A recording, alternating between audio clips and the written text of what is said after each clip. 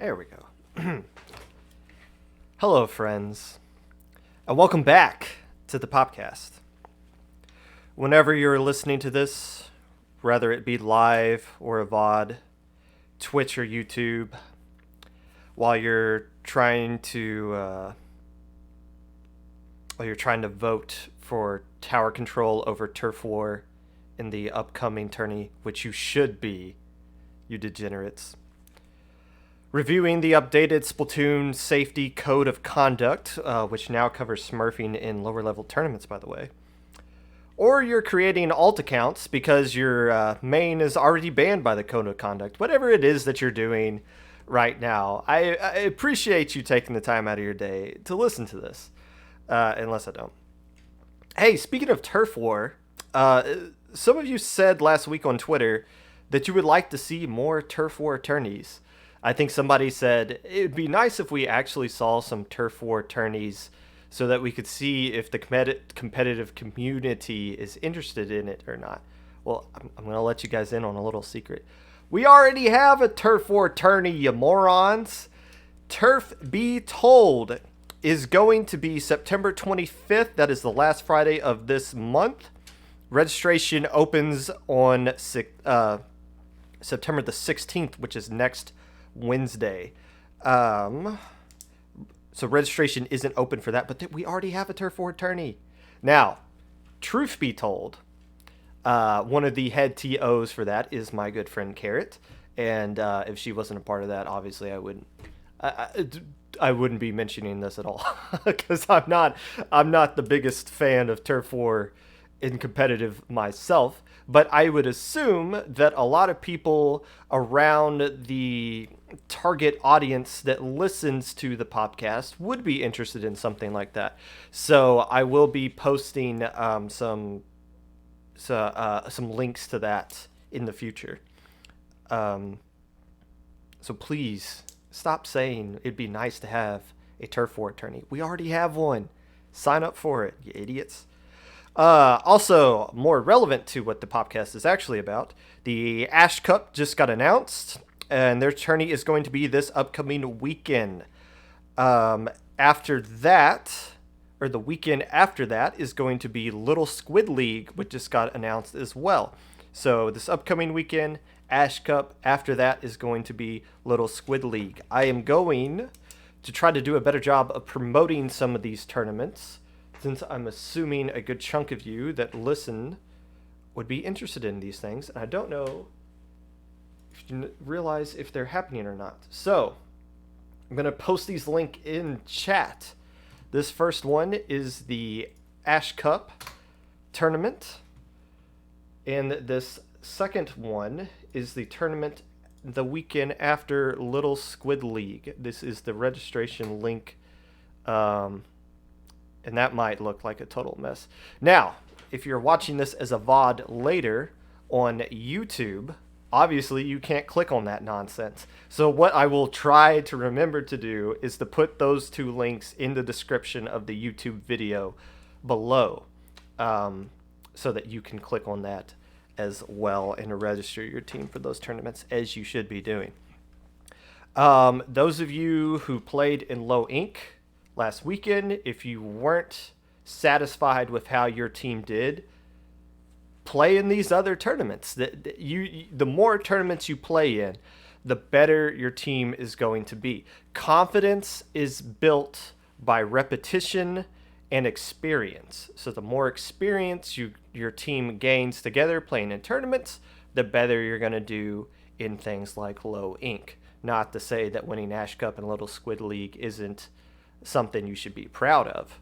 Just saying, I know a lot of you only play in Low Ink and not these other tourneys. Give these other tourneys a look as well, because we need these tourneys to keep happening, and we need these tourneys to stick around. So please support them, sign up for them, have fun, all that good stuff. Now, I do have a Discord server, and I'm not going to plug this every single week. The reason I'm mentioning it now is because I've actually started to get into making sure it's actually legit and not just some random server, which is what I had been having it. Back before I did the Popcast, I would do streams that were just me doing solo queue and streaming my team scrims like everybody else does. And then I was like, I don't want to do that anymore. But I still had a Discord server because I was told that you had to have one if you stream. Well, now I'm actually kind of going around to making sure that the server fits the purpose of what this podcast is, which is going to be focusing on teams in the Div 8 through 5, i.e. the lower level community. So, if you're interested in that, the link to my server is below all that Twitch stuff. There's like a bunch of stuff below the about section or something. It's buried somewhere in there. But again, I will put that link in YouTube as well. Not going to be self-serving myself. Follow me on all of this other nonsense. That is the only time I'm going to mention my Discord server. So if you're interested, join. If not, who cares? Today, I'm going to be discussing my thoughts on these vote-in pickup servers, which is convenient because +2 voting just came out today. And later, I'm going to be interviewing members of the Launchpoint server, which is a vote-in pickup server for Div 8 to 5 players. Not to be confused with Checkpoint 1, which is a server I covered back in episode 5, which also includes an interview with the staff members of that server. I feel like it's important to do these interviews whenever I cover a topic like this where I give my opinion on things. Because I feel like it is more important for you guys to get direct quotes from people who are actually involved in these servers and projects to get the full story of what it is that they are about, rather than just me spouting my opinions or what I think their servers are about. But before we get into that, let's take a look at the tourney that happened yesterday, the North America Open.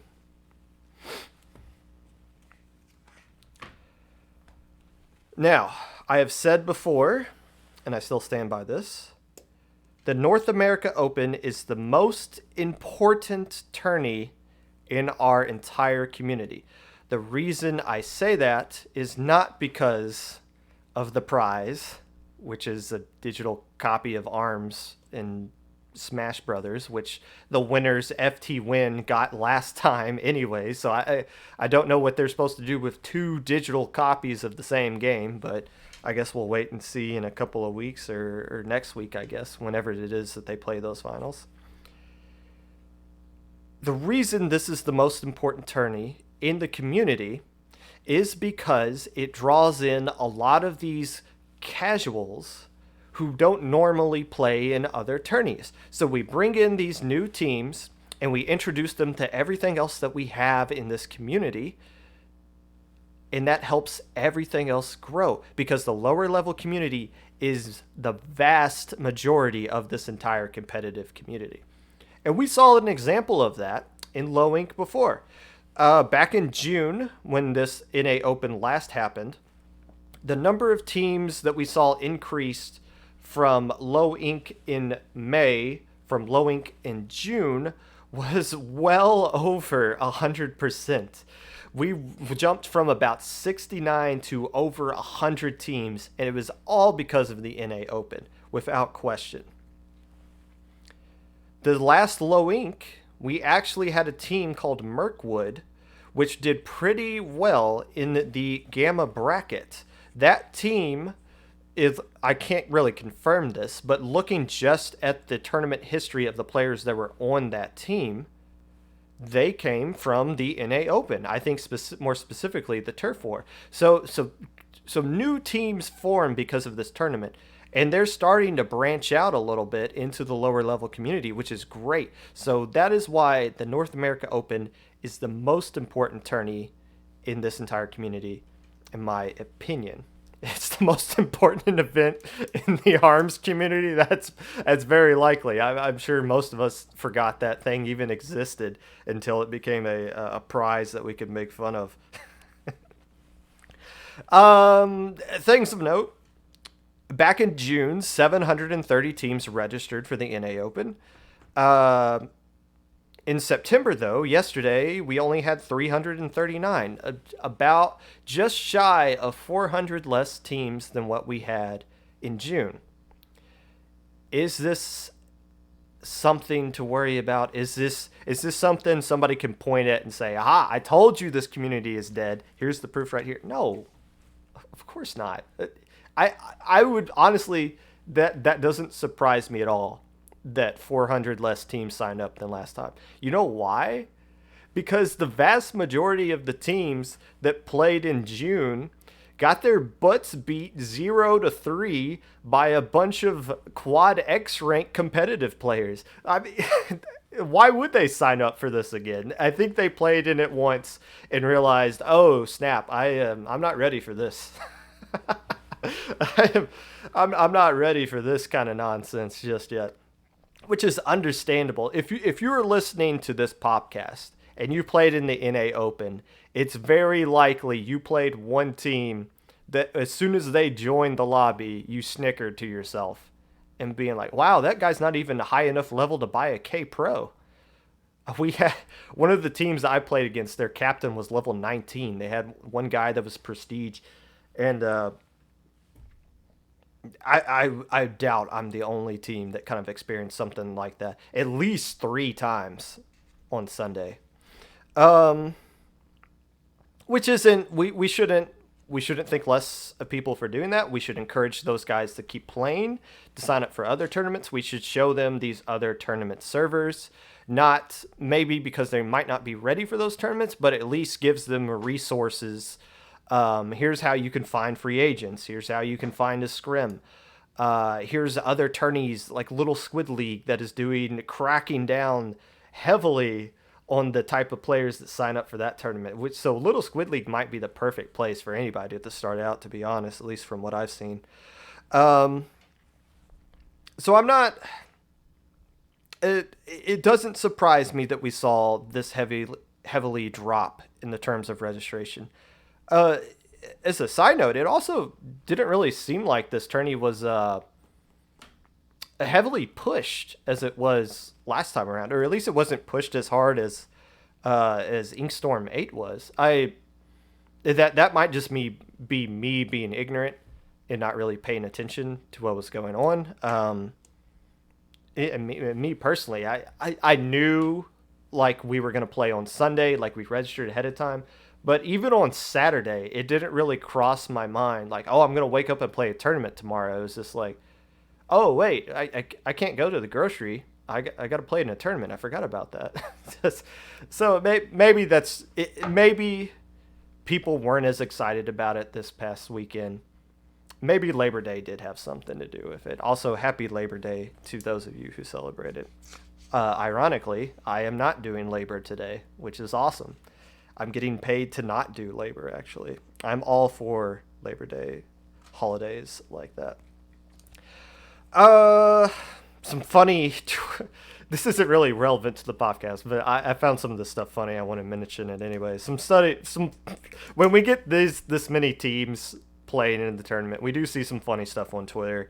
Supernova had a team they played against that had 5 people join their lobby, and then they told them, "Hold on, our 6th player is on the way. Don't start the room yet." I crack up every time I watch that clip, and my wife loves it too. It is hilarious. There's that guy in help desk who tried to register themselves instead of just like 4 people. Like, no, I'll just play by myself against 4 other people. I don't know how legit that was or not. Um, FT Win lost the game, and that's it. I mean they're still in the top 4, but I guess it is surprising that somebody managed to take a win off of FT Win. Um, very surprising there. As far as this podcast is concerned, again, from the lower level community focus, whenever a tournament happens, I do scan through it to see if there's any team that is relevant to the podcast, if they did anything significant, and I would talk about it. Uh, yeah, I mean, a lot of teams did play in it, but nobody really did anything significant that's worth noting. If you made it to round 5, which most teams that I know did make it to round 5, it's likely because you played nobody for the first.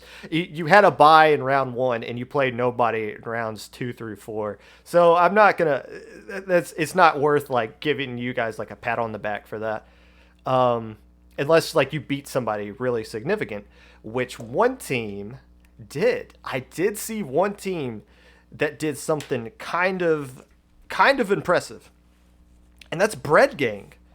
So Bread Gang was seed number like I don't know 270 something ridiculous like that. Which I don't know why Bread Gang wasn't seeded. My assumption was that if you were a well-known team and you signed up ahead of time that you got an actual seed, and if you didn't then you just got thrown in wherever. So maybe Bread Gang signed up late and they just got thrown wherever. But their first opponent was 20 Pew Pew. If you may recall, if you've seen 20 Pew Pew or not, this is an all bamboo team. Literally does nothing but bamboo.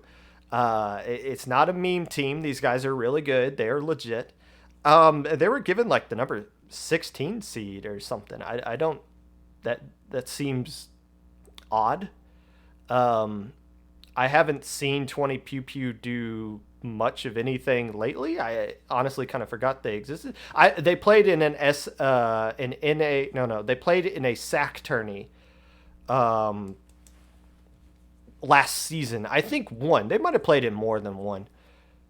But they've been somewhat relevant, but I was surprised that they got that high of a seed. That again just kind of tells me that maybe not everyone was seeded properly. Well, I mean, of course, not all 300 teams were seeded properly, but maybe not all like 1 through 60 of the actual teams were seeded properly. Regardless, Bread Gang beat these guys 3-0. That's, and I don't know what happened in that one. For all I know, 20 Pew Pew didn't even show up, and they just gave them a 3-0 default or something like that. But the next round, Bread Gang played Takedown, a team that has made Alpha Bracket in Low Ink before, a team that has threatened to win Little Squid League, and a team that has taken 2 games off of Carnage Gaming in the Boilermaker Booyah tournament, even though they had a Div 3 sub on their roster. So Bread Gang beating Takedown 3-1 is really impressive. So shout out to Bread Gang for having, in my opinion, the most impressive result in the tournament, in the NA Open. And as far as I can see, they're the only team that won against actual opponents. No, not to say anything bad about the casuals, but they beat actual teams that we know about, which is so really impressive wins there for Bread Gang. Hopefully that can translate into some good results down the road. Also, some team won 5-0 on Battlefy. I don't know how that happened. Like C+ or something. Won.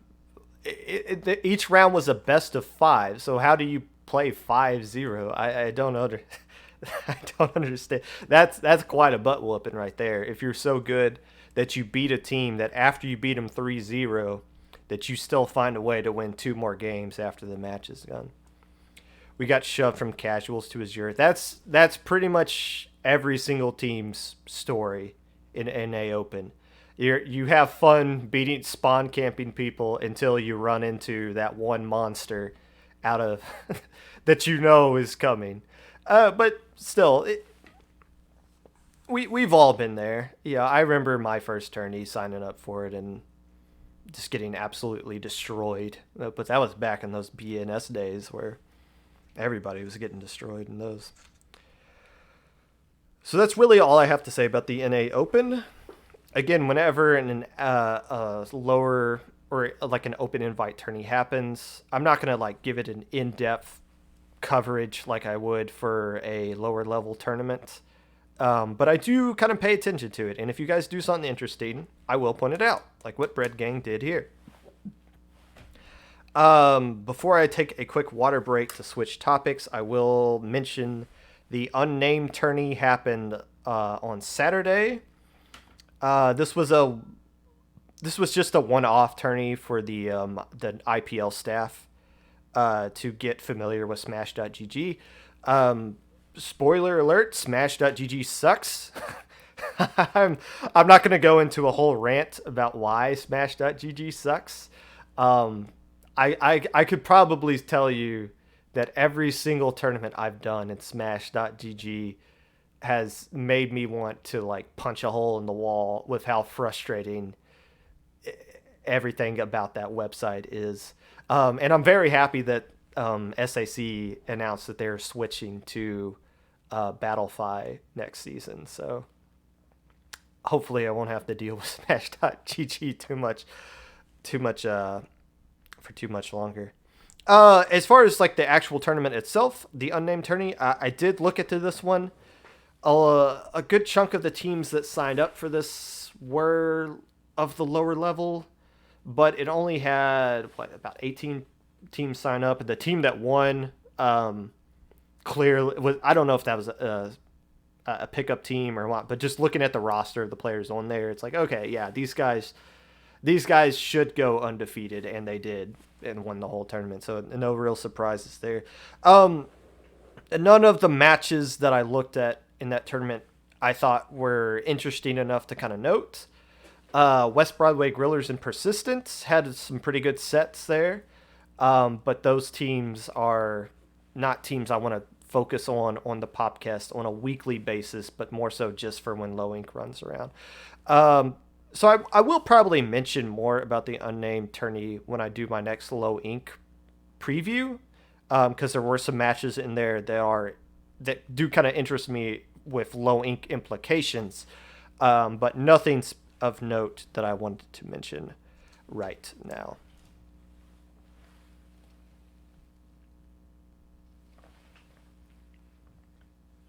Your first opponent was Egg? What Egg team was that? You feel bad for crushing the spirits of teams with level 1 player. Level 1 player? What? I didn't even know you could get into a private battle in level 1. What, did they just buy the game specifically for this tournament and just popped it in? Like, can't you get to level 2 just by playing one game of Turf War? I'm pretty sure you can. Maybe you have to win that one game of Turf War. Oh, one more thing to note about, you said a team was called Egg. There was one other team that their name was the entire opening theme song of the Pokemon anime.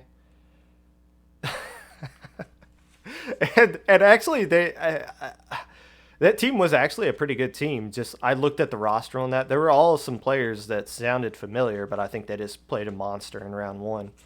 They got beat out. Really crazy stuff there. 20 PPU was awake on time. Good. I told my West Coast guys the wrong time, so I was kind of worried they weren't going to be awake on time.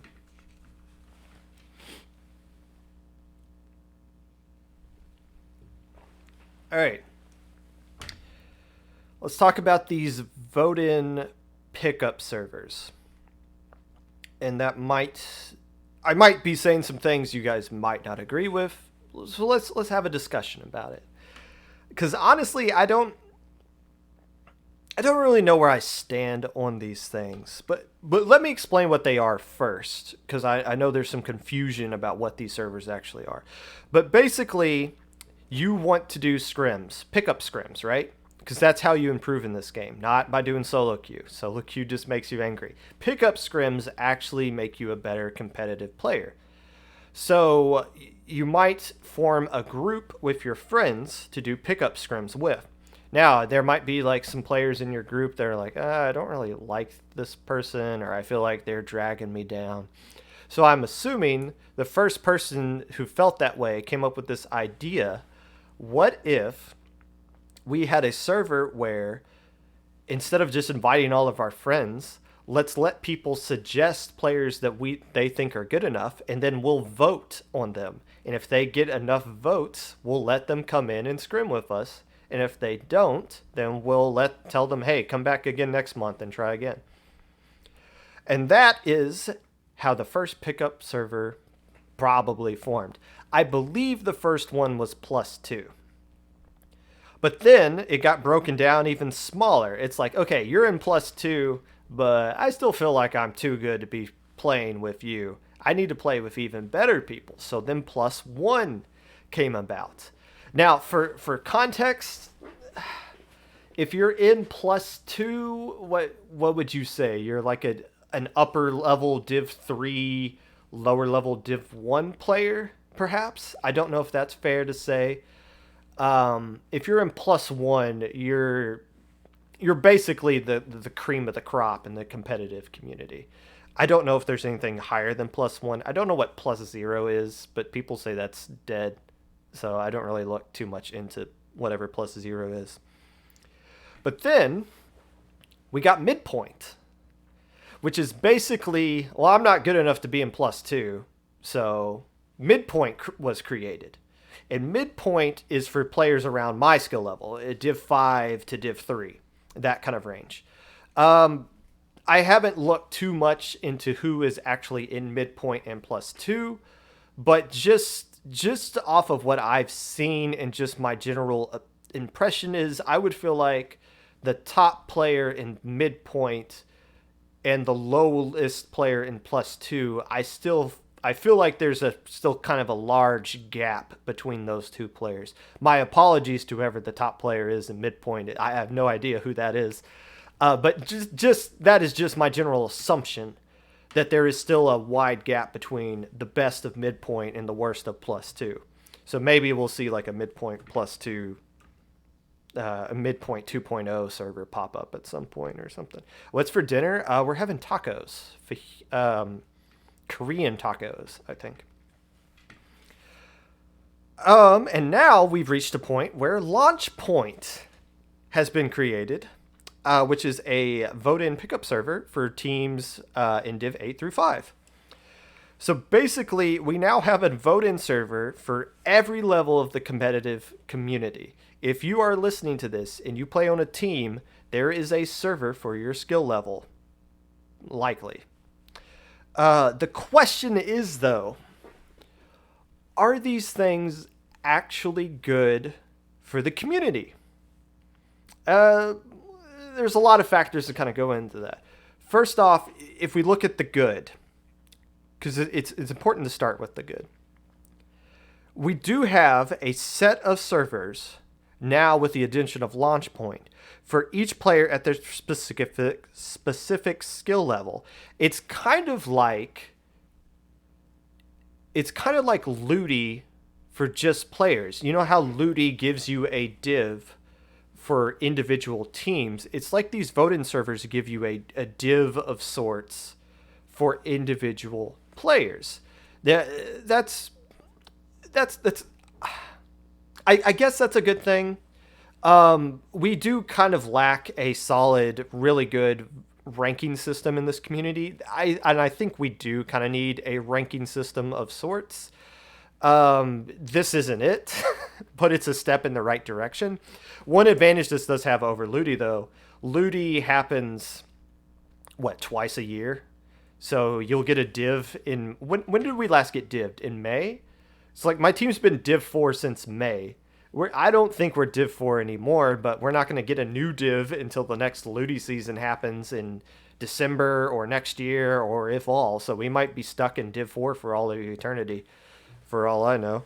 But these vote-in servers, they do it monthly, with the exception of Midpoint, who does it twice a month. It seems like every other week they're throwing out a list of players that that got voted in and who they think isn't good enough to be in midpoint yet or not. So, and I don't know how often Launchpoint or anything happens, but obviously all these other are monthly, which is good. Still a step up over Ludi. Another good thing about these servers is that you can do pickup scrims with people who are not actually voted in members.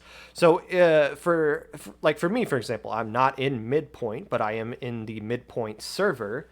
And if I look at the server right now, most of the people asking for scrims don't have a role in that server. They're just people who join the server as for whatever reason. Maybe they want to be in Midpoint, or maybe they just want to take advantage of the resources that are in the server like I do. So they're even if you're not voted in, these servers are still really good resources for competitive players to use to improve and get better. One thing I'd be interested in, if let's say from like a year from now, September of next year, if we're all still alive at that point, if we could track an individual player's growth from launch point up to +1, then I think these pickup servers would be a success at that point. Now, is somebody going to go from launch point to +1 in a year? I doubt it. I highly doubt it. But there is a path there. Now you could start off in launch point, play through that, do a lot of pickup scrims. When you get too good for that, you go to midpoint. In theory, when you get too good for that, you go to +2, and so on. So there is kind of this system that you can climb up through, and it'd be interesting to see if there ever becomes a player who does grow because of launch point and midpoint, and then +2, and then +1. And if that does happen, then these vote-in servers are a total success and a total shine of brightness for this for the competitive community. So, but the data's not out there for that just yet. It's going to take some time for us to see how these things play out. The bad about these servers, it's the voting part. No surprise. People are biased, selfish, and morons, myself included. I'm all three of those things. And you have people that are in Europe and North America that don't really know each other, but they have to vote for each other. If you're in North America and you work during the day, you're never going to play with any of the EU guys unless they stay up super late. If you're EU, you're not, like I just mentioned, you're not going to play with any of the North America guys unless you stay up super late. So there's going to be a bit of a disconnect there. But these two groups are voting for each other to be into the server. I think a problem with Midpoint, or at least what somebody kind of hinted to me, was that it is heavily used during the North America morning times, because that's when all the EU players are playing. But when all the North America players are on, they're off doing their own scrims, or there's not enough of them to actually do like these drafts or things like that. So that's kind of a bad thing. Another thing, I don't really know if this is bad, but it's something I don't really like seeing. You see a lot of people kind of campaigning on Twitter for someone to suggest / vote for them to enter into one of these servers. And on the flip side, you have a lot of people who, as soon as they do get voted in, they'll tweet out something like, "Who wants me to suggest them for +2 or whatever? I just got voted in. Who wants my suggestion?" And you'll just see comment after comment after comment. "Vote for, suggest me," or "Wouldn't it be funny if you suggested me? Ha ha." You see a lot of stuff like that. My opinion on that, with people constantly campaigning and people constantly, I wouldn't say beating their chest, but kind of bragging, not so much that they perform well, but just, "Hey, I got in." To me, that shows that we've already lost focus about what these servers were originally intended to do, which is to bring people around the same skill level together to grow and to get and to improve together. That's the focus. But it seems like it's kind of shifted to being a clout contest of who is actually good or not. It's not that I'm in the server, it's that I'm in and you're not. So that means I'm better than you. Or people don't get voted in and it's like, hey, I didn't get voted in, but I got 40%. Look at this guy who got 35% vote. I'm better than that person. Like, no, it's not the point.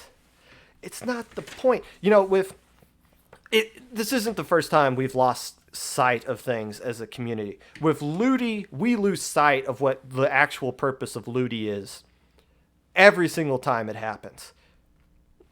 With Ludi, people usually sign up for it just to get a div. And you see teams drop out of Ludi as soon as they get a div. You see teams disband as soon as they get a div because it's not one they feel like they should get. So, well, we're just not good, so we're just going to disband and form a new team with other losers who disbanded from other teams as well. But there is an actual tournament that is played with Ludi, and that's the point. That's why Ludi exists, is to play the tournament. That's why these pickup servers exist, is to play pickup scrims. And again, it's not surprising that things would be like that. But I think if we kind of trend it in that direction, then we're just going to keep losing focus of what these servers are actually about. And a lot of these servers create a lot of drama in this community. It already has. A perfect example, and I hate bringing up drama on this show, because there's other places for you to go to kind of get that type of tea, I guess. And I'll be kind of vague about this, but you guys know what I'm talking about if you paid attention to Twitter at all. But basically, somebody got voted into one of these servers, and some other kid got jealous and basically wished sexual harassment upon the player they got voted in. That is so...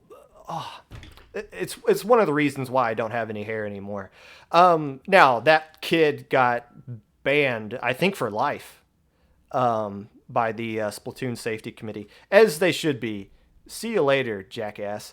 And that's not to say that these... I think it's not really fair to say that these servers create drama, because it's not like it creates toxic people. If you're toxic, then you're just toxic. But now, these servers might give you more excuse to be a toxic person.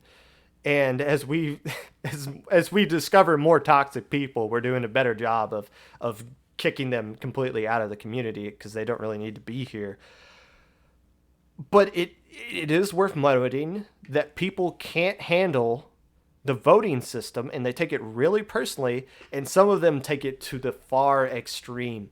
And that's a problem that we do kind of need to look at as a community and kind of need to address. Now,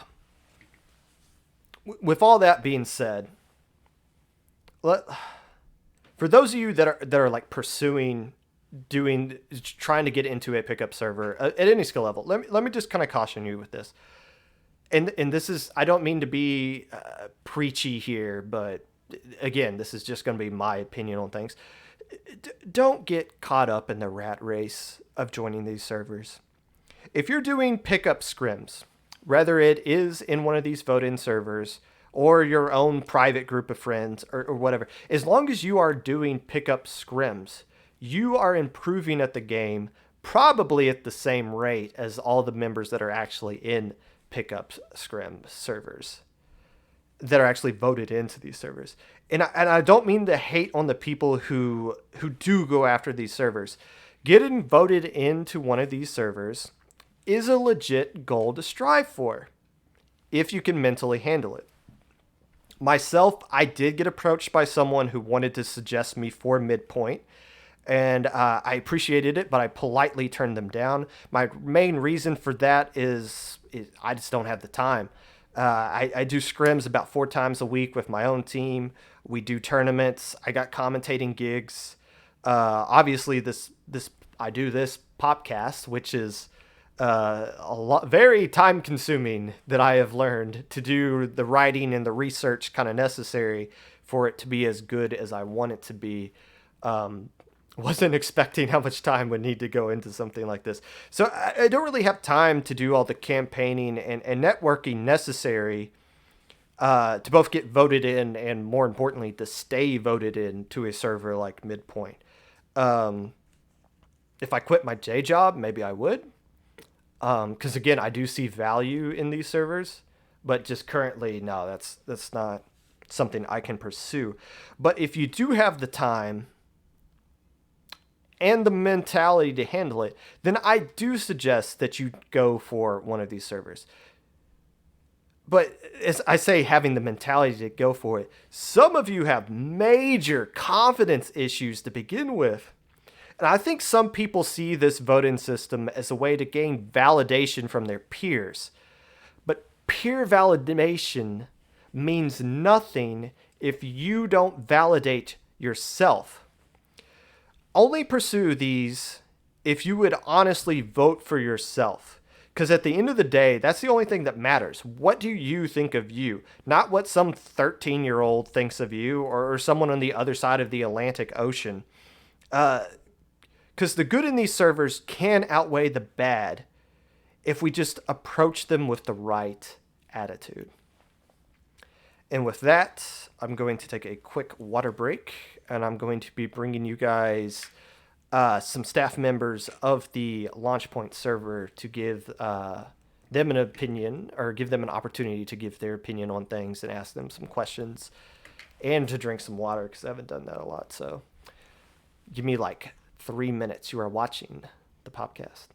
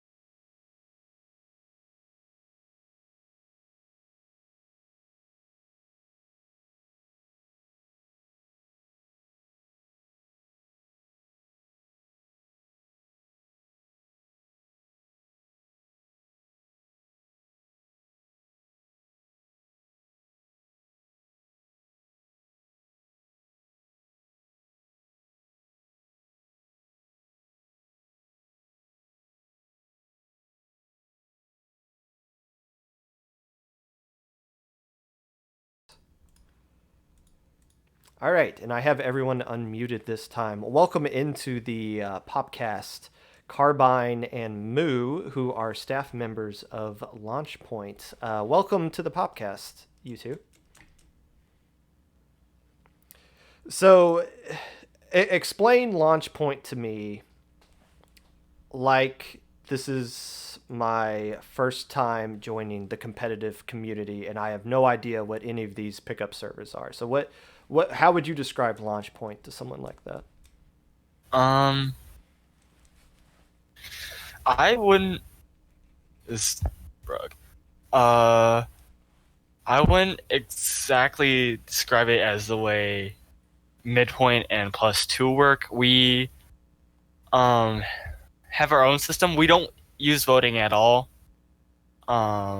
That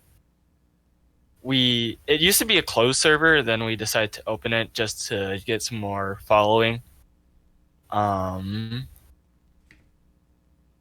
but Essentially, it works like Midpoint, except we don't have the voting. You just apply to join us. And if you meet the div requirements, and we also use our own knowledge and other player knowledge to base your skill, see if you'd be a fit for Launchpoint. And if you are, you're in. We don't really have any voting to say that this person's not good enough to be here. Okay. That's so do you have people that are in your server that are like not like actual members that still kind of participate in pickups and things like that? we don't. We haven't seen a pickup, like a regular pickup, going. So I can't say. Yeah, You But guys do drafts. yes, Could similar you to could you similar explain to what a Bitcoin. draft is to someone? Um, so our drafts are best of seven sets where two teams or two captains are elected based off person who pings and for plus seven and the person who reacts last, and those two people take turns picking um the members for the rest of the draft, and then the first stage is either zones randomized map if they do one certain format like a 1-2-2-1 format, or if the second captain gets first pick off a 1-2-1-2 format. And then after each match there's a counter pick for the losing team. So Okay. Yeah, then you'll go to whoever wins for will get the set win, and they report it, and it gets put into our leaderboard. Okay. So that you guys have like a leaderboard. That's okay. Um Yeah. how many of those draft sets do you estimate happen on a daily basis? no, I I haven't been around the last couple of days, so I can't speak for the last couple of days. Fair enough. Um, there's generally 1 to 2 at a minimum each day of what I've seen. We have, I think, one person has done about 20 sets, 20 drafts straightforward. already, which is it's insane. Yeah. They're really embracing it, really going for it, which is what we like to see, because we're all about wanting people to practice. So you mentioned there's an application to join the server instead of the vote-in system. How often do you get an application from someone and you look over it and you say, no, you're too good for Launch Point? Um, We haven't had many, I don't think, where we've said, no, you're too good. I think there's been one notable one I can remember, where the person said to us, in a different server, they were a certain div. They thought they were something like div 3, and then came and applied for us. And then we were like, well, if you think you're that level, perhaps you shouldn't be playing in Launchpoint. That sort of thing. Right. But other than that, we generally don't. I don't think higher players really consider trying to get into Launchpoint. It's like they know it's for people who are starting out and who aren't over that div 5 level. Okay. Do you remember when Launchpoint was first formed? I know you said it started off as a closed server before it went public. But do you know like roughly when like it formed and when it went public? Um, I can't. Don't remember exactly the date. Wasn't it a couple of days ago, Moo, when we went Yeah, public? we went public a couple of days ago. It was almost like the closed section was sort of like a beta. We were testing things, we were changing things. There were a lot of changes during that time because this is our first month open. This we call them cycles. This cycles are a month long, and it will end 4 weeks. around 4 weeks, and it will end on the 21st of September this month.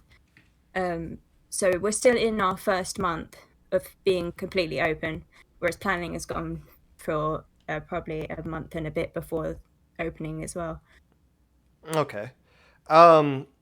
So I'm hearing it's not a vote-in thing, so it is a little bit different from some of the other servers I've been mentioning today. But are you guys familiar with Checkpoint 1? I'm in their server, and I saw they did that tournament, but I haven't really dived deep into what they do. So,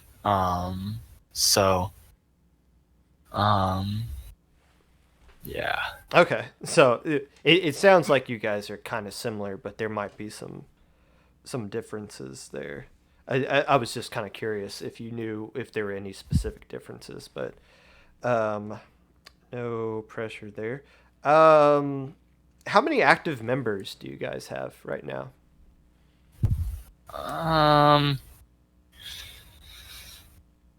We have about 50 who have actually participated in draft. There are probably a good couple who are still trying to get into one. Like timing's not matching up. Like I think I was listening in before about you saying EU and NA getting to play together is very difficult. So you have the odd NA player that hasn't been able to get a draft.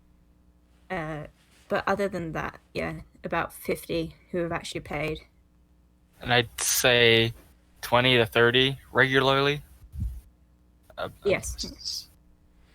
Is there like hope that you guys want to get more members than that, or is there like a goal of how many members you would want to get, or are you kind of happy with just having a solid 50? I don't know about Moo, but I personally, since we just are starting to get our feet off the ground, I think I'm happy at where we're at so far, but I would love to see more activity in the future, like have our activity maybe double, triple, maybe quadruple, like in next year or so. Yeah, I would agree with that. Yeah, I mean, 50 in our first month of it is pretty good. And in the long term, getting up to about 100, maybe even pushing 150. Yeah, something like that. And your guys' target is Div 8 through Div 5, you said. Mm-hmm. Yes. So Ludi divisions, as I kind of stated, haven't been updated in a long time and likely won't be for the foreseeable future. So how do you kind of go about assessing a current player's Ludi div when a lot of people on Twitter are just saying that whatever div they currently have isn't relevant anymore? We look at tournament results, like especially like these lower level tournaments like XDS, Low Ink, Ash, and LSL, and if they've like beat it or like swept it, it's literally a no from us. But like an example of this, I think I saw the other day is Violet of Radiance, who won Div 6, but when they were still blitzing Vipers,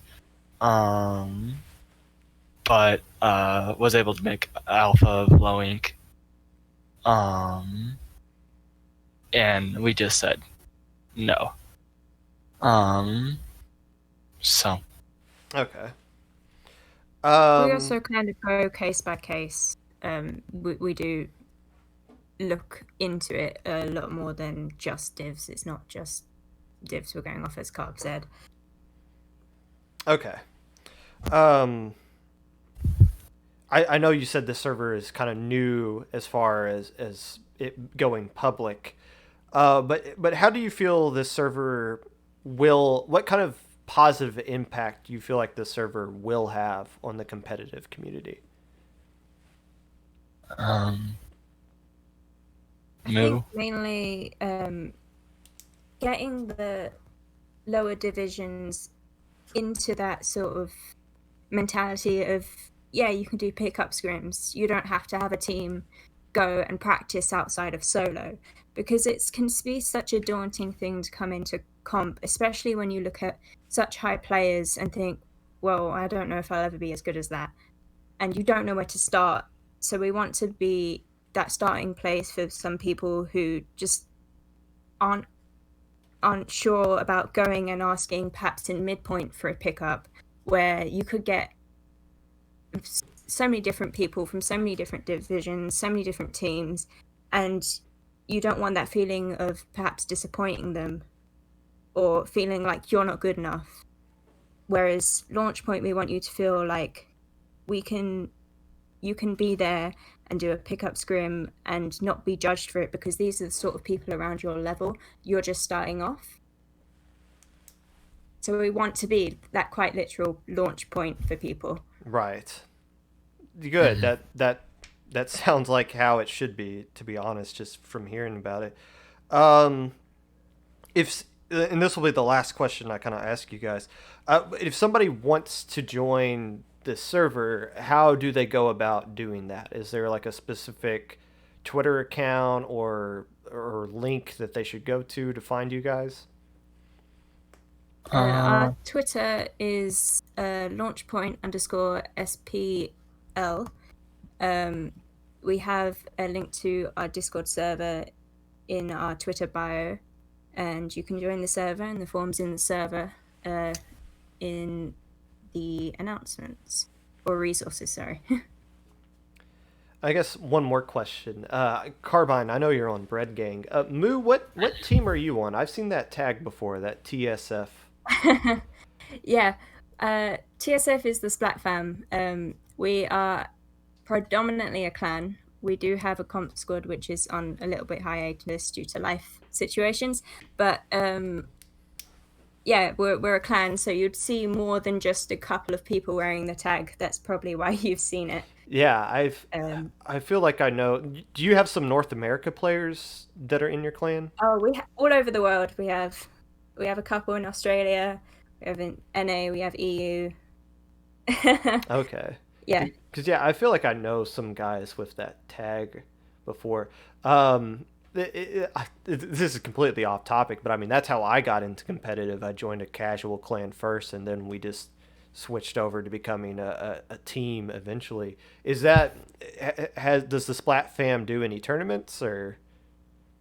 Well, the competitive side of the Splat Fam is TSF Plus, and that's probably the best of our comp players. But we're a clan that's for all ages, for all types of players at different ranks. So we have lower ranked players, we have higher ranked players. It's a very varied place where there's no toxicity or anything. We like to have our small little community where people can feel safe, which is the main thing about the fam. The Splat fam. Yeah. All right, cool. Next time I see one of you guys in solo, I'll be like, oh, cool, and a fellow clan playing against. That's awesome. Thank you to Carbine and Moo for your time. I appreciate you guys coming on and talking about the Launchpoint server. Thank you again. Mm-hmm. Thank you for having us. And that was Moo and Carbine of the Launchpoint server. I always like talking to other people who are in casual clans in this community, because those things are important too. Maybe I'll just do a whole episode in the future about casual clans. I'm glad I talked to those guys, because my thought of what Launchpoint is was completely wrong. They don't do a vote-in system. They do more of an application process. When I first thought that this was a midpoint clone, and my thought of like Div 8 players voting for each other is like, oh, that might be rough on egos. But the application process they talk about doing, it seems like a really good alternative. So I'm glad that we got to talk to them and kind of learn about that as opposed to what my assumption was, which is why I want to do interviews with these things. So it's not just so you guys can learn about it, it's so I can as well. So good. There was the Launchpoint there, and that, as we cross the 1 hour mark, that's the end of this episode of the Popcast. This might be the most opinionated episode of the month, because next week we'll be recapping Ash Cup. Week after that, recapping Little Squid League, previewing Low Ink, and then the week after that, recapping Low Ink. So there's going to be a lot of lower level tournaments to participate in and for me to talk about in the future. For now, let's go bother Sig, I guess. Thank you again for watching this episode of the podcast. If you'd like to be involved in this in any way, I am going to try to find some time. I had a lot of people reach out to me wanting to do team interviews. I'm going to try to find time to do more of those. Don't feel like I've forgotten about you. I will get to them. But if you want to be a part of this in any way, you can find me on Discord at popgun #5882, Twitter at Mr_Popgun. You can find me on Twitch at Popgun25, YouTube at 25Popgun. I'm not saving these on Twitch anymore. I forget to highlight them and they just disappear, and it's just like, I don't really care. But I do save all of these on YouTube, so if you want to watch any of the past episodes, they're up on my YouTube. Thank you for watching. Have a good day. Make sure you wear a mask in public. Make sure you cover your nose with your mask. You guys breathe through your noses, so cover that sucker. This isn't going to go away until you guys stop. So, thanks again.